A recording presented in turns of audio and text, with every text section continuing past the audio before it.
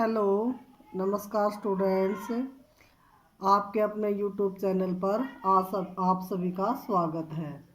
आज 14 अप्रैल है और आज आज़ाद भारत में आज जो शासन व्यवस्था या प्रशासन हमारा चल रहा है और संविधान के अनुसार जो इतनी बड़ी व्यवस्था दी गई है और इतनी बड़ी व्यवस्था को ठीक तरह से चलाया जा रहा है, आज इसके जनक के राव जी की बात अगर हम मानते हैं तो हमारे पूरे भारतवर्ष में, चाहे वो दलित हो या संविधान के निर्माता के रूप में जिसका नाम लिया जाता है, जिसने इनके विषय में काम किया है, दलितों के उत्थान के लिए जिसने काम किया है या भारतवर्ष के उत्थान के लिए जिसने काम किया है, उसके लिए पूरा भारतवर्ष आज नतमस्तक है।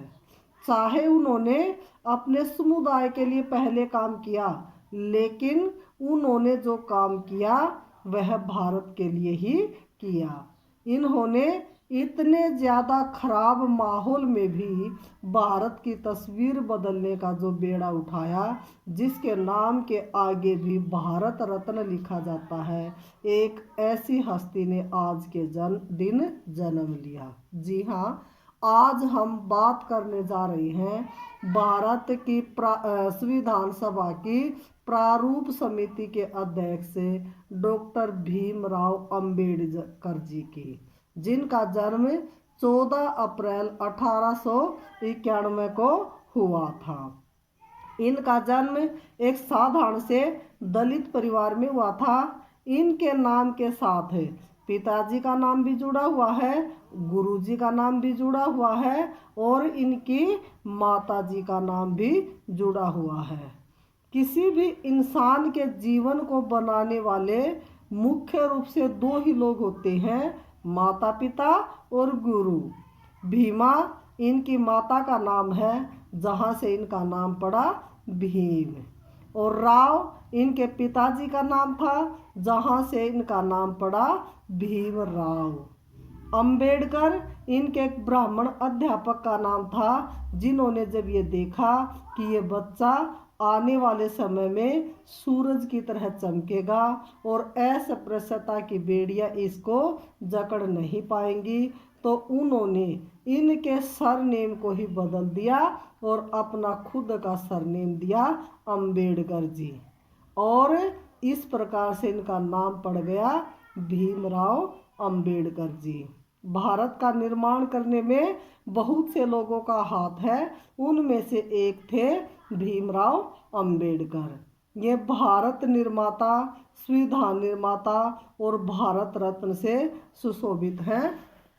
1854 में भारत रत्न की शुरुआत हुई थी और इन्हें 1990 में भारत रत्न से सम्मानित किया गया। ये 14 भाई बहन थे, जिसमें सबसे छोटे ये ही थे।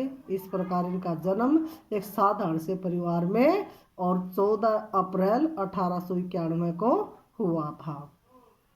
ये नेहरू जी के ही समकालीन थे, उनसे लगभग 2 वर्ष छोटे थे। डायबिटीज की बीमारी के कारण इनका देहांत 6 दिसंबर 1956 को हुआ था और इनका जो जन्म हुआ था महू प्रदेश में हुआ था और महार इनकी जाति थी।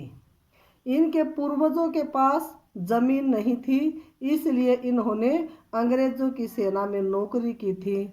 जैसे जैसे आगे चलते गए, इनकी पीढ़ी सेना में ही आती रही और इनके पिताजी सेना में सूबेदार थे।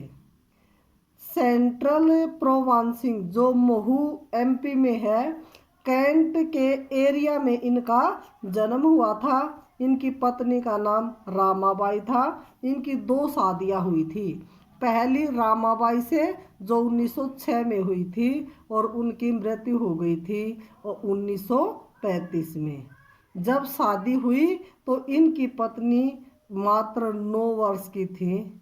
1948 में एक ब्राह्मण से शादी की, जो डॉक्टर थी, जिनका नाम था शारदा। इनसे शादी करने के बाद उनका नाम पड़ा सविता अंबेडकर। इन्होंने एमएससी और डीएससी डॉक्टर ऑफ साइंस की उपाधि प्राप्त की थी, डिग्रियां ली थी इन्होंने। ये लंदन के बैरिस्ट्री स्कूल में पढ़ करके आए थे और यूनिवर्सिटी ऑफ बॉम्बे से इन्होंने बीए किया था। ये पहले दलित थे जिनका एडमिशन यहाँ पर हुआ था। क्यों? क्योंकि उस समय एक आम आदमी के लिए भी 10वीं तक की शिक्षा प्राप्त करना बहुत ही मुश्किल था। कोलंबिया यूनिवर्सिटी जो न्यूयॉर्क में पड़ती है, वहाँ से ये एमए और पीएचडी की डिग्री लेकर के आए थे। लंदन स्कूल ऑफ इकोनॉमिक्स से एमएससी प्लस डीएससी की डिग्री ली थी इन्होंने। ग्रेज इन कॉलेज से बैरिस्टर यानी के लॉ इन्होंने पढ़ा था और ऐसा माना जाता है कि लगभग 32 डिग्रियां इनके पास थी। इनके जो पूर्वज थे वो ब्रिटिश ईस्ट इंडिया कंपनी में छोटे मोटे मुलाजिम हुआ करते थे और इनके पिताजी ब्रिटिश ईस्ट इंडिया कंपनी में आर्मी में नौकरी करते थे। पिताजी के रिटायर होने पर ये गांव सतारा में चले गए और वहाँ लोगों को कहानियाँ सुनाने का काम इन्होंने आरंभ किया। उस समय जब घर चलाना भी मुश्किल था, या इनके पिताजी टैगोर की किताबें इनके लिए पढ़ने के लिए लाए थे, जिन पर उन्होंने शेक्सपियर का लेख भी लिखा था। जब ये 5-6 वर्ष के थे तो इनकी माता का देहांत हो गया था। फिर इनके पिताजी ने दूसरी शादी कर ली और इनको ये उस समय अच्छा नहीं लगा था। इन्होंने एक बार ये योजना बनाई क्या कि इनके घर में ताई जी थी बड़ी, तो रात में उनकी पोटली को उठाकर घर छोड़कर चले गए और रास्ते में जाकर जब पोटली खोली तो उसमें आधा आना इनको मिला।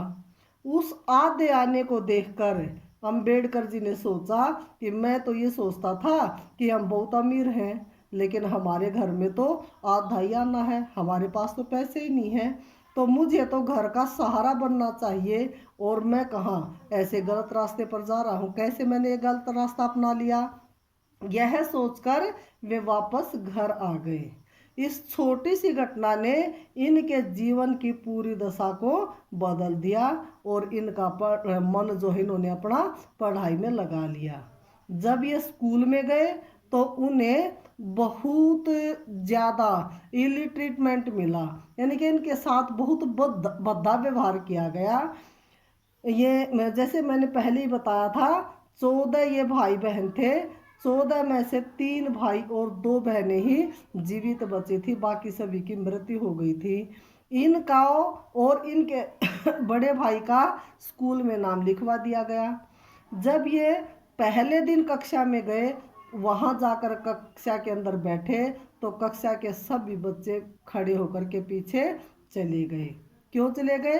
क्योंकि कक्षा के सभी बच्चों ने सोचा कि ये दलित परिवार से संबंधित है और उस समय दलितों के साथ बहुत ही भद्दा व्यवहार किया जाता था और इस कारण से इसकी कक्षा के बच्चे उठ करके बाहर चले गए। जैसे ही टीचर कक्षा में आए, ये देखकर कि उसे पीछे खड़ा कर दिया अंबेडकर जी को। क्यों? क्योंकि वो महार जाति के थे, जो निम्न जाति थी उस समय, और उन्हें कक्षा के अंदर बैठने नहीं दिया जाता था। इस ऐसी परिस्थिति में अंबेडकर जी कक्षा से बाहर बैठकर ही पढ़ते थे और बैठने के लिए टाट पट्टी तक भी इनको नहीं दी जाती थी। ये घर से ही बोरी लेकर आया करते थे जिस पर ये बैठकर पढ़ा करते थे। एक दिन टीचर ने सभी बच्चों से सवाल पूछा और किसी भी बच्चे को वो सवाल नहीं आता था, लेकिन ये बाहर बैठे हुए थे और ये हाथ उठाकर उस सवाल का आंसर बताने की कोशिश करते हैं, लेकिन टीचर इनकी तरफ कोई ध्यान नहीं देते। दोबारा फिर टीचर ने सवाल पूछा, वह भी किसी को नहीं आता था, सिर्फ अंबेडकर जी को ही आता था। ये जवाब बताना चाहते थे लेकिन गुरुजी इनसे पूछना नहीं चाहते थे। ऐसा होते होते अंत में अंबेडकर जी ने कहा कि गुरुजी, मुझे सभी सवाल आते हैं, आप मुझसे क्यों नहीं पूछते। तो ऐसा कहने पर गुरुजी ने कहा, तू चुपचाप क्लास से बाहर बैग लेकर के बैठा हुआ है, यहाँ बैठा रहे, यही तेरी भलाई है। तू चुपचाप सुन रहा है, ये बहुत है, वरना तो तुम्हें सुनने का भी अधिकार नहीं है।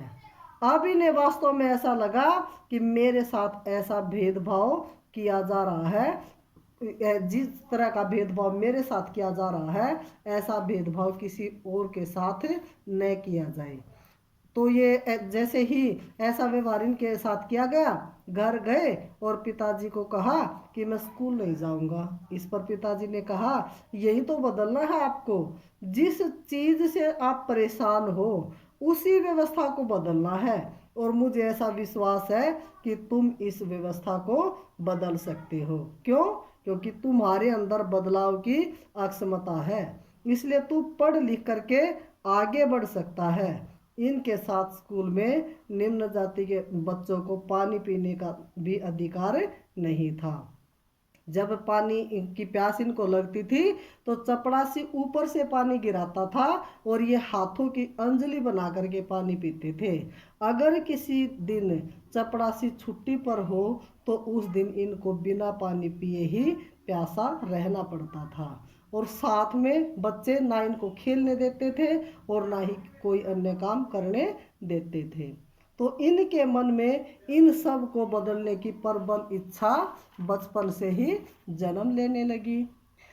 एक इनके गुरु ब्राह्मण कृष्ण देव केशव अंबेडकर, जिन्होंने अपना सरनेम इनको दिया था, वो इनसे बहुत अधिक प्रभावित थे।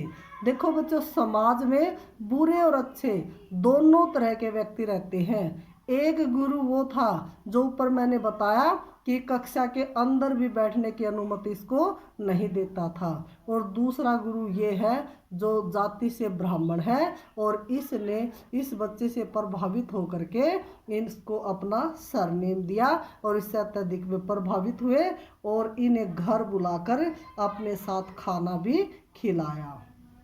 1897 में 1897 में पढ़ने के लिए ये बम्बई चले गए। तो वहाँ पर एल्फिंस्टन हाई स्कूल में, यूनिवर्सिटी ऑफ बॉम्बे में, ये ऐसा पहला विद्यार्थी था जो निम्न जाति का था जो यहाँ पढ़ने के लिए पहुँचा था। जो दादा कैलुस्कर थे, उन्होंने बुद्ध की जीवनी इसको पढ़ने के लिए दी थी। ऐसा एक बार अंबेडकर जी बैठे हुए थे और पार्क में बैठकर वे किताबें पढ़ रहे थे। तो जो दादा कैलुस्कर थे, उन्होंने ये नोटिस किया कि लड़का यहाँ बैठ कर के रोज पढ़ता है, और मैं हर रोज इसको देखता हूँ तो पढ़ता हुआ ही मिलता है। तो एक दिन उन्होंने इसे अपने पास बुलाया और उसका नाम पूछा, और फिर कहा कि तुम यहाँ क्यों पढ़ते हो, लाइब्रेरी में क्यों नहीं पढ़ा करते।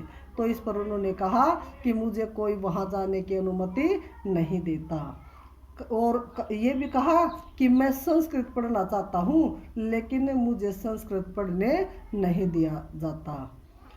उन्होंने कहा कि यहाँ पर ऐसी व्यवस्था प्रचलित है कि संस्कृत केवल ब्राह्मण ही पढ़ सकते हैं, इसलिए उन्हें प्रथम जो भाषा थी वो पढ़ने नहीं दी जाती थी। इनको 9 भाषाओं का ज्ञान था। जो दादा कैलुस्कर थे, इन्हें पार्क में ही बुद्ध की जीवनी पढ़ने के लिए दी, जो उन्होंने खुद लिखी थी, और अपने जीवन के आखिरी दिनों में उन्होंने अपना हिंदू धर्म बदलकर बौद्ध धर्म ग्रहण कर लिया था। इसके साथ साथ 5 लाख लोगों ने भी धर्म परिवर्तन किया था। ये श्रीलंका और नेपाल की यात्रा के लिए भी गए थे। इनका अंतिम संस्कार भी बौद्ध धर्म के अनुसार ही किया गया था। 1913 में पिताजी का देहांत हो गया, और 1913 में ही ये वहाँ से चल पड़े। वहाँ जाने का उन्हें दादा कैलुस्कर जो थे वो लेकर के गए थे। 1913 में ये यूएस गए, और बड़ौदा के जो गायकवाड़ थे उन्होंने इनको पैसा दिया ये बड़ौदा के जो गायकवाड़ थे ये समाज सेवा का कार्य करते थे, और इन्होंने जब ऐसा देखा कि ये बच्चा पढ़ने लायक है, कुछ करने लायक है, लेकिन इसके पास पैसे की कमी है और ये दलित समुदाय से संबंध रखता है और दलितों को ऐसा करने की इजाज़त नहीं है, तो ऐसा इनकी काबिलियत को देखकर बड़ौदा के गायकवाड़ ने इन पर पैसा लगाया। और ये जो बड़ौदा के गायकवाड़ थे, ये खानदान का नाम था, जिस प्रकार से सिंधिया आदि खानदान का नाम होता है। तो इनको स्कॉलरशिप दी गई थी 25 रुपये पर महीना। वहाँ जाने के बाद नवल नाम के एक पारसी से इनकी मुलाकात हुई। पूरा जीवन जो इनका मित्र बना रहा अंत समय तक। और नवल ने कहा कि हर किसी का जन्म बड़ा बनने के लिए नहीं होता, लेकिन हर व्यक्ति बड़ा बनने वाले व्यक्ति के जीवन में सीढ़ी के रूप में काम कर सकता है। अर्थात नवल के इस अंबेडकर के प्रति इतने अच्छे विचार थे कि कोई भी व्यक्ति बड़ा बनना सभी चाहते हैं, लेकिन सब में ये योग्यता नहीं होती कि वो बड़ा बन सके। लेकिन सब ये जरूर कर सकते हैं कि उस व्यक्ति को बड़ा बनाने में अपना योगदान कहीं न कहीं किसी न किसी तरीके से वो दे सकते हैं।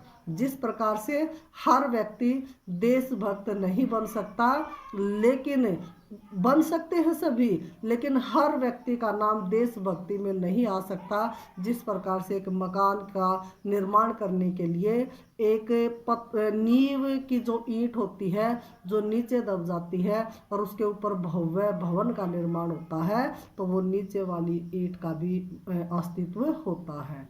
इसी प्रकार से नवल जी के भी विचार थे कि हर कोई व्यक्ति महान नहीं बन सकता, बड़ा नहीं बन सकता, लेकिन हर कोई व्यक्ति इतना तो कर ही सकता है कि उस महान बनने वाले व्यक्ति के जीवन में एक सीढ़ी का रूप काम कर सके।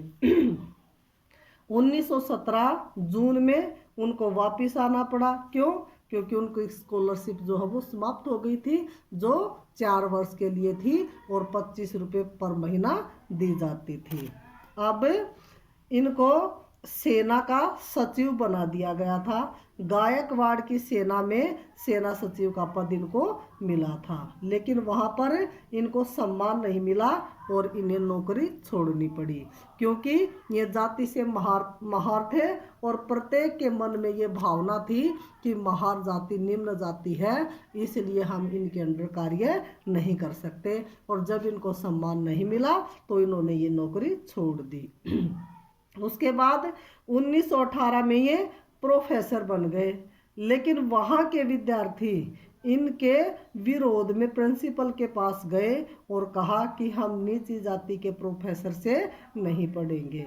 तो वहाँ का जो प्रिंसिपल था उन्होंने कहा कि आप 2-4 दिन क्लास लगा करके देखो कि ये हाई लेवल की पढ़ाई करके बाहर से आए हैं, यूएस से इन्होंने पढ़ाई की है और बहुत सारी डिग्रियां इनके पास हैं।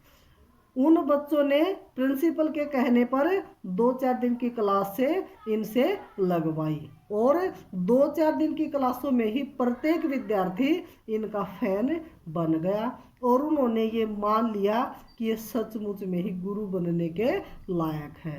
लेकिन अब भी वहाँ पर पढ़ाने वाले जो अन्य प्रोफेसर थे वो इनके एंटी ही थे, इनके विरोधी ही थे। 1920 में कोल्हापुर के साहू रियासत ने इनकी सहायता की। इन्होंने कहा कि मैं तुम्हारे ऊपर पैसा लगाऊंगा और तुम कुछ अच्छा लिखो। अंबेडकर जी ने उनके कहने पर साप्ताहिक पत्र निकाला जिसका नाम था मूक नायक। और 1920 में संगठन बनाना इन्होंने शुरू किया। प्रथम संगठित प्रयास जो दलित समाज के लिए था, उसके लिए पहली सभा का नाम दिया गया बहिष्कृत हितकारिणी सभा। अर्थात जिनका समाज ने बहिष्कार किया है उनका हित करने के लिए ही डॉक्टर भीमराव अंबेडकर ने एक सभा बनाई थी जिसका नाम था बहिष्कृत हितकारिणी सभा। जिसका समाज ने बहिष्कार किया है, उनके हितों को ध्यान में रखने वाली सभा इसका वास्तव में इनका उद्देश्य था। इन्होंने कहा कि अगर किसी भी समाज या व्यक्ति को आगे लाना है और इसका हित करना है तो शिक्षा ही एक ऐसा माध्यम है जो उसमें सहायता कर सकता है। इन्होंने अपनी आत्मकथा भी लिखी जिसका नाम था वेटिंग फॉर ए वीजा। 1946 में इन्होंने एक पुस्तक लिखी हु वर द सुधराज। संविधान में भी इनका बहुत बड़ा योगदान है। ये संविधान के जनक और जननी दोनों ही कहे जाते हैं, ऐसा के.वी. राव ने कहा है। जैसे प्रारूप समिति के अध्यक्ष तो ये थे ही, प्रारूप समिति में 7 सदस्य थे, 7 सदस्यों में से एक ये भी थे, इसलिए ये जनक और जननी दोनों का है। संविधान सभा के लिए चुनाव हुए थे, बॉम्बे के सीट से ये लड़े थे, लेकिन वहां से ये हार गए थे। उसके बाद बंगाल की सीट से लड़े, जो आज का बांग्लादेश है, वहां इनकी जीत हुई और मुस्लिम लीग के साथ देने के कारण इनकी जीत हुई थी। तो बी.एन. राव थे, ये ऐसे आदमी थे जिन्होंने संविधान सभा के लिए बहुत कुछ किया था, बहुत काम किया था और बिना पैसा लिए इन्होंने किया था। ये ICJ में पहुंचने वाले पहले प्रथम भारतीय थे। बी.एन. राव ने डॉक्टर अंबेडकर से कहा कि भीमराव अंबेडकर को डॉक्टर राजेंद्र प्रसाद से कहा कि भीमराव अंबेडकर को संविधान सभा का सदस्य बनाए, क्योंकि ये बहुत अच्छा काम करेंगे संविधान सभा का निर्माण करने में। अब डॉक्टर राजेंद्र प्रसाद ने B.G. खेर, जो कि उस समय बम्बई के PM थे, उस समय PM हुआ करते थे, CM नहीं हुआ करते थे, इसलिए जो उस समय PM थे उन पर दबाव बनाया कि बम्बई की सीट पर अंबेडकर जी का नाम आना चाहिए, उसके लिए आप चाहे कुछ भी करें। उस समय जयकर जी ने इस्तीफा दिया, जो कि बम्बई सीट से लड़े थे और जीत उनकी हासिल हुई थी और उनकी सीट पर अंबेडकर जी का नाम आया। तो ये प्रारूप समिति के अध्यक्ष बन गए। जिस प्रारूप समिति का अध्यक्ष जो गठन किया गया था वो 29 अगस्त 1947 को किया गया था, जिसमें 7 सदस्य थे। उन 7 सदस्यों में से एक भीमराव अंबेडकर जी भी थे। तो इस प्रकार से स्टूडेंट्स इनका बहुत महान योगदान है। इन्होंने कुछ बुक्स लिखी, जिनमें से रिडल्स ऑफ हिंदुज़म, दूसरी है थॉट्स ऑन दी पाकिस्तान। ये इनकी बुक्स हैं जिनके माध्यम से उन्होंने अपने विचार समाज में पहुंचाने का काम किया है।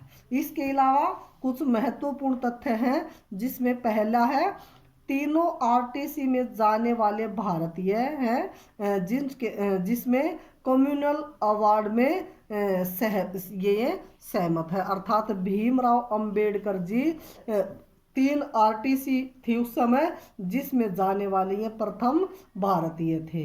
दूसरा, इन्होंने कम्युनल अवार्ड से ये सहमत हुए थे उस समय।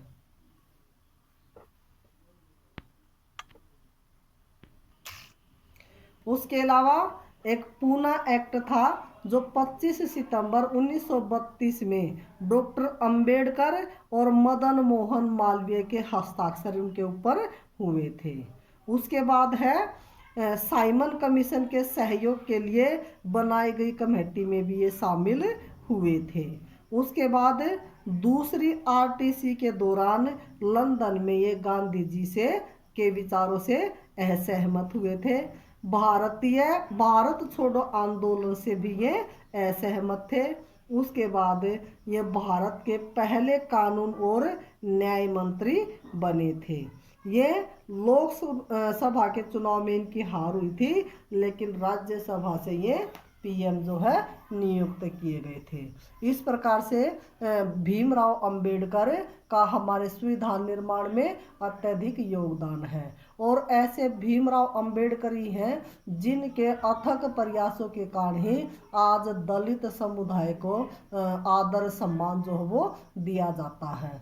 और डियर स्टूडेंट्स, इन्होंने सिर्फ अपने समुदाय के लिए ही काम नहीं किया, बल्कि संपूर्ण भारत के लिए इन्होंने काम किया है। इसलिए ऐसे लोगों को हम नमन करते हैं। जय हिंद, जय भारत, जय अम्बेडकर।